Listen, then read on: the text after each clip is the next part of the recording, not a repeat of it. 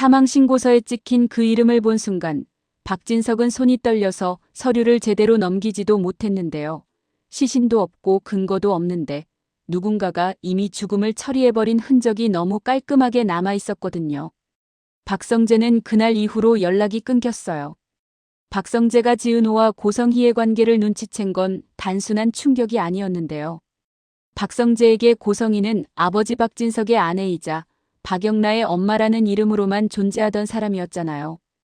그런데 그 사람이 지은호의 친모라니요. 박성재의 머릿속에서는 가족 호칭이 한순간에 엉망이 돼버렸고 무엇보다도 이수빈이 떠올라서 심장이 내려앉았어요. 이수빈과 박성재의 이별이 그냥 집안 반대 때문이라고 믿고 싶었는데 이제는 그게 아니었을지도 모른다는 생각이 박성재를 숨막히게 했거든요. 박성재는 자기가 사랑하는 사람을 결국 집안의 냄새 속으로 끌어들이고 있었던 건 아닐까, 그 죄책감이 너무 커서 도망치듯 사라져버렸어요. 이수빈은 밤새 핸드폰을 손에서 놓지 못했어요. 오빠랑 헤어질래라고 말해놓고도 박성재가 진짜로 사라져버리면 어쩌나 하는 공포가 밀려왔거든요. 이수빈은 스스로가 너무 싫어졌어요. 계산적이라고 스스로를 다그치면서도 결국은 사랑 앞에서 무너지는 자신이 더 처참했어요. 이수빈은 엄마 김다정의 눈치를 받고 아빠 이상철의 발소리를 들었고 오빠 이지혁의 방문이 열렸다 닫히는 소리까지 다 신경이 곤두섰어요. 이수빈은 혼자 속삭였어요. 나 왜 이렇게까지. 그런데 그 뒷말은 못 나오더라고요. 사랑받고 싶어서라는 말이 목에 걸렸거든요. 김다정은 딸 이수빈이 숨죽여 오는 걸 알고도 들어가질 못했어요. 김다정은 박성재가 나쁜 사람이 아니라는 걸 알아요. 너무 알아서 더 괴로웠어요. 좋은 사람인데 왜 안 돼? 라는 질문은 마음을 찢고 그 집안은 안 되라는 대답은 딸을 찢거든요. 김다정은 부엌에서 물컵을 잡았다 놨다 하면서 결국 자신도 울어버렸어요. 이상철은 더 무서웠어요. 이상철은 고지식한 사람인데 그 고지식함이 딸을 위해 칼이 되어버렸을 때는 누구도 꺾기 힘들거든요. 이상철은 말수가 줄었고 그 말수 없는 침묵이 무슨 일을 알고 있다는 냄새를 풍겼어요. 그런데 이상철이 요즘 가장 무너지는 순간은 따로 있었어요. 은퇴 후 일하려던 회사에서 계약이 취소된 뒤로 이상철은 자존심이 산산조각 났는데요. 집안이 흔들리니까 더더욱 내가 중심을 잡아야 한다는 강박이 올라와서 이상철은 집안까지 원서를 돌리고 있었어요. 이상철이 서류 봉투를 챙기는 모습은 단단해 보이면서도 한편으로는 너무 처절했어요. 이지혁은 그 모습을 볼 때마다 숨이 막혔어요. 아버지 이상철이 자존심 때문에 버티는 걸 알면서도 그 버팀이 가족 모두를 더 위험한 곳으로 끌고 가는 것 같았거든요. 이지혁은 머리가 빠르게 돌아가는 사람이잖아요. 일도 잘하고 한번 물면 놓지 않는 성격이었고요. 그래서 이지혁은 아버지, 그냥 기다려요. 같은 위로를 하지 않았어요. 대신 이지혁은 묘수를 짜기 시작했어요. 합법적이고 자존심을 세워주면서 돈도 벌 수 있고 박진석 집안과는 거리를 둘 수 있는 길이 필요했거든요. 이지혁은 지은호가 떠올랐어요. 이지혁과 지은호가 3개월만 함께 동업하기로 했던 그 약속, 그게 지금은 단순한 동업이 아니라 탈출구가 될 수도 있겠다 싶었어요. 이지혁은 지은호를 만나자마자 돌려 말하지 않았어요. 은호야, 우리 그냥 카페만 하지 말고 리모델링 패키지로 가자.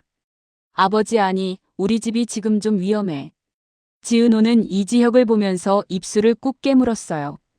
지은호는 이지혁이 뒤늦게 고백했을 때 거절했잖아요. 그런데 지금 이지혁의 목소리에는 사랑이 아니라 살아남기가 묻어 있었어요. 지은호는 그걸 알아서 더 마음이 흔들렸어요. 지은호는 속으로 생각했어요. 내가 또 누구의 짐이 되면 안 돼. 그런데 현실은 이미 지은호가 짐을 혼자 들고 있었고 그 짐의 이름이 고성이었어요. 지은호는 결국 고개를 끄덕였어요. 좋아요. 대신 조건 있어요. 우리 서로 비밀로 사람을 다치게 하진 말아요. 이지혁은 그 말에서 지은호의 상처를 봤어요. 비밀이라는 단어 하나에 지은호가 얼마나 찢겨왔는지 보였거든요. 이지혁은 한참을 망설이다가 말했어요. 은호야, 내가 힘든 거 나도 이제 알아야 돼. 지은호는 그 말에 눈을 피했어요. 지은호는 아직도 정순이가 떠올랐거든요. 정순이는 지은호를 키워준 엄마예요. 지은호가 입양하라는 사실이 밝혀진 뒤에도 정순이는 여전히 엄마였고요. 지은호는 정순이를 배신하고 싶지 않았어요. 하지만 고성이가 계속 흔들어대는 이상 결국 누군가에게는 말해야 했어요. 바로 그때 고성이가 움직였어요. 고성이는 지은호를 추궁하러 찾아올 때마다 말투가 점점 더 노골적이었는데요. 이번엔 협박이 아니라 선언처럼 말했어요. 우진이는 내가 만든 우주의 절반이야. 그리고 너도 내 절반이야. 지은호는 그 말이 너무 싫었어요. 절반이라는 말은 사랑이 아니라 소유처럼 들리거든요. 지은호는 터져나오는 분노를 참다가 결국 말했어요. 난 누가 만든 물건 아니에요. 나 사람인데요. 그 순간 고성희의 눈빛이 바뀌었어요. 아주 잠깐이었지만 고성희의 표정에서 두려움이 스쳤거든요. 지은호는 그 두려움을 보고 더 무서워졌어요. 고성희가 두려워하는 게 자신이 아니라 더 큰 무언가라는 뜻이니까요. 그 장면을 박성재가 봐버렸고 박성재는 충격에 가출하듯 사라졌고 그 여파가 박영란에게까지 번졌어요. 박영란은 이미 고성희의 비밀을 알고 있었고요. 그래서 박성재가 눈치챈 순간 박영란에게는 세상이 무너지는 느낌이었어요. 엄마 고성희가 지은호를 숨겼다는 건 단순히 출생의 비밀이 아니었어요. 그건 엄마가 살아남기 위해 누군가를 버린 기록이었고 박영란은 그걸 알고도 침묵해온 공범 같은 기분에 시달려왔거든요. 그런 박영란가 끌려 들어오듯 박진석 앞에 서게 됐어요. 누가 끌고 왔냐고요. 정확히는 박진석이 사람을 보냈고 박영란은 거절할 수 없었어요. 박진석은 박영란을 보자마자 차갑게 물었어요. 영란야, 너 엄마가 뭘 숨기고 있니? 박영란은 순간 입술이 파르르 떨렸어요. 박영란은 박진석이 아빠라는 사실이 늘 부담이었어요. 내가 누굴 그렇게 살아야 돼요? 라는 마음이 목 끝까지 올라왔는데요. 오늘은 더 이상 참을 수가 없었어요. 박영란은 결국 그동안 쌓였던 걸 전부 쏟아냈어요. 아빠는요, 나한테 아빠였어요? 나는 늘 엄마의 딸로만 살았는데요. 박진석은 눈썹이 꿈틀했어요. 박진석은 늘 내가 키워줬다는 식으로 세계를 이해하는 사람이니까요. 박영란은 더 크게 말했어요. 그동안 키워주셔서 감사합니다. 이런 말 해야 하죠? 그런데 너무 이상하지 않아요? 사랑은 없었는데 감사만 남아요. 나도 사람이잖아요. 박진석의 얼굴이 굳었어요. 박진석은 그동안 고성희가 만들어낸 완벽한 가족 그림을 믿고 싶었거든요. 그런데 박영란가 그 그림을 손으로 찢어버리는 말을 하고 있었어요. 박영란은 목소리를 낮추더니 가장 위험한 말을 내뱉었어요. 엄마가 무서운 건 아빠도 알잖아요. 그 악마 같은 여자. 박진석의 눈이 번쩍했어요. 악마라는 단어는 박진석의 자존심을 정면으로 찔렀거든요. 박진석은 분노로 덮으려 했어요. 말 조심해라 영란야. 박영란은 웃음이 나올 것 같았어요. 아, 내가 좀 놀랐나 봐요. 그 말 누가 더 조심해야 하는데요? 그 말에 박진석은 처음으로 흔들렸어요. 박영란의 태도는 반항이 아니라 살기 위한 발악이었고 그 발악 속에는 엄마 고성희가 무슨 짓까지 했는지에 대한 공포가 섞여 있었거든요. 그리고 바로 그 순간 박진석은 수상함의 실마리를 잡아내기 시작했어요. 박진석은 본능적으로 느꼈어요. 고성희가 숨기는 비밀은 사랑이나 불륜 같은 흔한 게 아니라 법과 권력과 돈이 얽힌 되돌릴 수 없는 종류라는 거요. 박진석은 박영란의 말 한마디 한마디에서 핵심을 건져 올렸어요.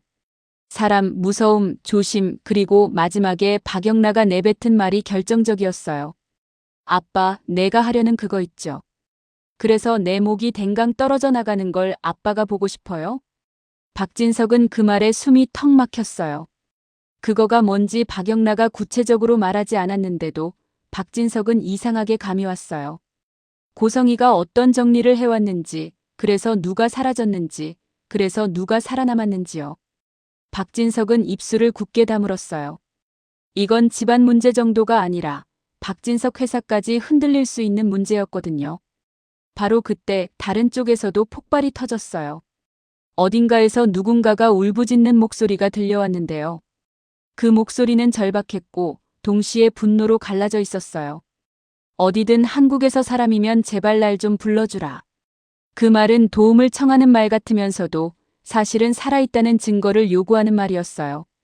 이어지는 말이 더 무서웠어요. 내 사망 신고까지 했잖아. 시신도 없는데. 무슨 근거로 사망 신고까지 했어요? 박진석은 그 말을 듣는 순간 아까 서류에서 봤던 사망 신고서가 번개처럼 연결됐어요. 누군가가 살아있는데 죽은 걸로 처리됐고 그걸 할 수 있는 사람은 한둘이 아니에요. 돈과 힘과 줄이 있어야 가능하거든요. 박진석은 고성희를 떠올렸고 그게 너무 싫었어요. 고성희가 자기 이름으로 그런 일을 했을까? 아니면 박진석을 이용했을까? 어느 쪽이든 박진석은 피할 수 없었어요. 그 목소리는 계속 이어졌어요. 그 남편이 어디까지 알아요? 그 남편이라는 표현이 더 기괴했어요. 남편이면 박진석일 수 있잖아요.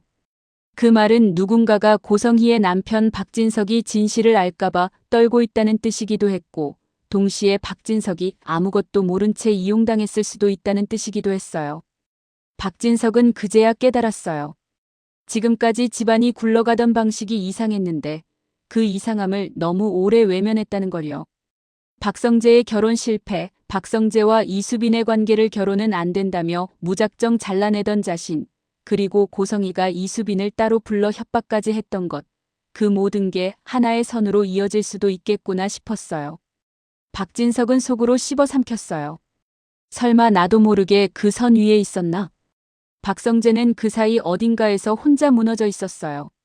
박성재는 집안이 얼마나 잔인한지 이미 한번 겪어본 사람이잖아요. 그래서 더 겁이 났어요. 이번엔 이수빈이 걸려 있었고 지은호도 걸려 있었고 심지어는 박영락까지 걸려 있었어요. 박성재는 자기가 아무것도 아닌 사람처럼 느껴졌어요. 박진석의 아들이라는 이름으로 누군가를 지킬 수 있을 줄 알았는데 오히려 그 이름이 사람들을 다치게 하는 칼이 되는 느낌이었거든요. 박성재는 스스로를 미워하면서도 동시에 더 잔인하게 결심했어요. 도망친다고 끝나는 게 아니다. 내가 돌아가야 한다. 하지만 박성재는 그냥 돌아가지 않았어요. 박성재는 증거를 찾으려 했어요. 고성희가 지은호의 친모라는 사실은 이미 퍼질 수 있어요. 그런데 그 다음이 문제잖아요. 왜 숨겼는지, 누가 도왔는지, 누가 사라졌는지, 그리고 사망신고서의 이름이 누구인지요. 박성재는 그 이름을 떠올리려 애썼어요. 그리고 더 끔찍한 생각이 하나 스쳤어요. 혹시 조옥래. 하지만 조옥래는 이미 죽었어요.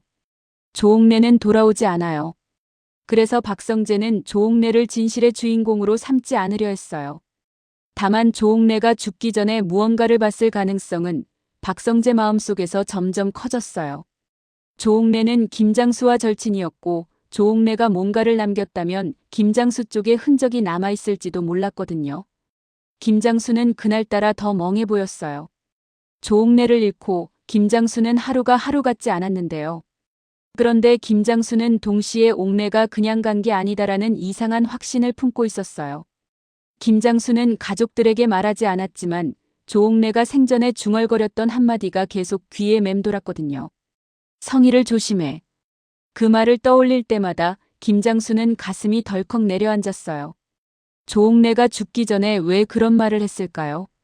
조옥래가 단지 며느리와 사돈관계를 넘어서 뭔가를 알아버렸기 때문에 그런 말을 했던 건 아닐까요? 한편 지은호는 정순이 앞에서 끝내 무너져 버렸어요. 지은호는 밝은 척하는 게 습관이었는데요. 오늘은 그 습관이 깨지더라고요. 정순이는 지은호의 눈을 보자마자 알아차렸어요. 은호야, 너 또 혼자 끙끙댔지. 지은호는 고개를 끄덕이다가 결국 울었어요. 지은호는 말했어요. 엄마, 나나 진짜 엄마가 누구인지 알아버렸어요. 정순이는 그 순간 얼굴이 새하얘졌어요. 정순이는 지은호가 입양아라는 사실을 알고 있었고 그 사실을 품고 살아왔어요. 하지만 친모가 고성희일 거라고는 상상하지 못했어요. 정순이는 온몸이 떨리면서도 지은호를 끌어안았어요. 은호야, 내 엄마는 나야. 그 사람 이름이 뭐든 너를 키운 건 나야. 그 말이 지은호를 더 울게 했어요. 지은호는 정순이에게 죄책감을 느꼈고 동시에 고성희에게 분노가 치밀었고 그 둘이 부딪혀서 가슴이 찢어졌어요. 그 시간 이지혁은 이상철을 살리고 싶은 마음과 이수빈을 지키고 싶은 마음과 지은호를 끌어안고 싶은 마음이 한꺼번에 올라와서 숨이 막혔어요. 이지혁은 평소엔 감정을 잘 꺼내지 않는 사람인데요. 지금은 감정을 꺼내지 않으면 가족이 부서질 것 같았어요. 이지혁은 이상철에게 말했어요. 아버지, 지방 원서 그만 돌려요. 내가 방법 찾을게요. 이상철은 단호했어요. 너는 너 인생 살아. 내 인생은 내가 챙긴다. 이지혁은 그 말이 자존심인 걸 알면서도 그 자존심이 가족을 더 깊은 늪으로 끌고 갈까봐 무서웠어요. 이지혁은 속으로 생각했어요. 이 상황 누가 만들었지? 그리고 그 질문 끝에는 결국 박진석과 고성희의 이름이 희미하게 떠올랐어요. 박진석은 결국 고성희를 정면으로 마주하려고 마음먹었는데요. 그런데 그 타이밍에 고성희가 먼저 웃으면서 말해버렸어요. 진석 씨, 요즘 왜 이렇게 예민해요? 박진석은 고성희의 말투에서 느꼈어요. 고성희는 이미 박진석이 뭔가를 잡아냈다는 걸 알고 있었어요. 고성희는 늘 그랬거든요. 상대가 뭘 아는지부터 확인한 다음에 상대가 가장 아픈 곳을 찌르는 사람이었어요. 박진석은 숨을 고르면서 물었어요. 사망신고 그거 누가 했어? 고성희의 웃음이 멈췄어요. 아주 잠깐, 정말 잠깐인데요. 그 짧은 틈이 박진석에게는 확신이었어요. 고성희는 알고 있었어요. 고성희는 숨기고 있었어요. 고성희는 눈을 가늘게 뜨고 말했어요. 아, 내가 좀 놀랐나 봐. 그걸 어디서 봤어요? 박진석은 그 말에 분노가 치밀었어요. 부정이 아니라 출처부터 묻는 사람이잖아요. 그건 인정과 다름없었거든요. 박진석은 한마디로 꾹 눌러 말했어요. 성재는 어디 있니? 고성희는 그 질문에 고개를 살짝 기울였어요. 성재요? 그 애가 왜요? 고성희의 태어남이 더 무서웠어요. 박진석은 그 순간 깨달았어요. 박성재가 사라진 건 충격 때문만이 아닐 수도 있겠구나. 누군가가 박성재를 조용히 처리하려고 했을 수도 있겠구나. 바로 그때 박영라가 다시 터졌어요. 박영라는 더는 참지 못하고 박진석에게 울부짖듯 말했어요. 너들이 날 죽이려고 하는구나. 박진석은 그 말에 심장이 철렁했어요. 박영라가 너들이라고 했잖아요. 거기엔 박진석 자신도 포함돼요. 박진석은 자신의 인생이 갑자기 법정에 세워진 느낌이었어요. 박영라는 눈물과 분노 사이에서 떨면서도 끝까지 말했어요. 죽일련. 박영라는 끝까지 욕을 삼켰지만 그 삼킨 욕이 더 무서웠어요. 박영라는 엄마 고성희를 증오하면서도 사랑하는 딸이고 그 모순 때문에 언제든 더 극단적인 선택을 할 수 있는 사람이었거든요. 이제 판이 정말 커졌어요. 박성재는 사라졌고 이수빈은 사랑 때문에 무너지고 이상철은 지방까지 원서를 돌리며 버티고 이지혁은 묘수를 찾으려 하고 지은호는 고성희의 존재 때문에 숨이 막히고 박영란은 박진석 앞에서 폭발했고 박진석은 사망신고서로 실마리를 잡았어요. 그런데 여기서 끝이 아니에요.